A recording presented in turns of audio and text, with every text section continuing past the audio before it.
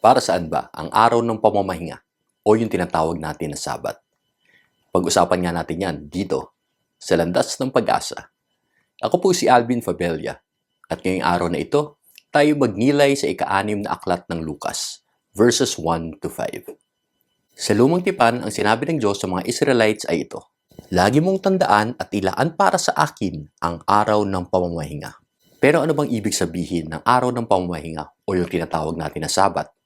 Sa ating gospel, si Jesus at ang kanyang mga alagad ay nagpunta sa isang treguhan. Pumita sila ng trigo, kinuskos sa kanilang mga kamay, at ito'y kanilang kinain.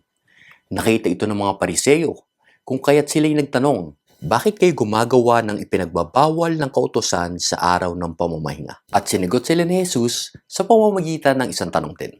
"Hindi nyo ba nabasa ang ginawa ni David nang minsang magutom sila ng kanyang mga kasama? Ano bang mas mahalaga? Ang tradisyon o batas o ang pangangailangan ng tao?" Ang pangangailangan ng tao ang dapat na uuna, pagkat ang priority natin bilang mga tagasunod ni Kristo ay ang magmahal. Parati tayong dapat magmahal. Parati tayong dapat naghahanap ng paraan upang mabigay natin ang hinahanap o kailangan ng ating mga kapwa. Pagmamahal ang paraan upang makilala tayo bilang mga alagad ni Jesus. Kung kayo'y may pagmamahal sa isa't isa, makikilala ng lahat na kayo'y mga alagad ko. So ang tanong ngayon, ano bang layunin ng araw ng pamamahinga? Ang araw ng pamamahinga o ang Sabat ay isang araw na binibigay natin sa Panginoon, kung saan tayo ay nakafocus lamang sa Kanya. Kaya dapat lahat ng trabaho o gawain na magdidistract sa atin na makafocus sa Panginoon ay dapat muna nating itigil. Ang araw na ito ay isang araw kung saan tayo ay nagpupuri, nagpapasalamat sa Kanyang pagmamahal sa ating lahat. Ang sabi nga ni Jesus, ang anak ng tao ay Panginoon ng araw ng pamamahinga. Kaibigan, si Jesus lang ang Panginoon ng araw ng pamamahinga. Kung kaya't sa araw na yan, siya dapat ang iyong focus, siya dapat ang nasa sentro ng iyong isipan, at wala nang iba. Dapat mong balikan ang rason kung bakit ka ba sumusunod sa utos tungkol sa araw ng pamamahinga. Ikaw ba ay nagsisimba dahil lang sinabi ng magulang mo o dahil gusto mo lang alisin yan na parang checklist na iyong sinusunod?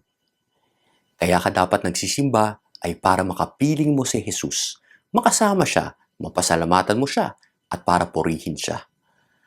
Kapag hindi yan ang iyong rason o hindi yan ang iyong layunin sa araw ng pamamahinga, ay hindi mo naintindihan kung bakit ito inutos ng Diyos sa ating lahat.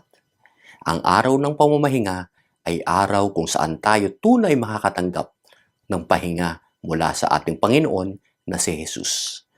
Lumapit kayo sa akin, kayong lahat na nahihirapan at lubang nabibigatan sa inyong pasanin, at kayo'y bibigyan ko ng kapahingahan. Sa araw ng pamamahinga, ang focus natin ay kay Jesus lamang.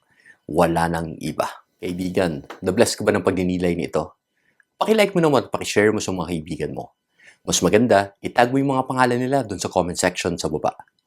Tulungan mo kaming magbigay ng pag-asa sa mas maraming tao. God bless your week!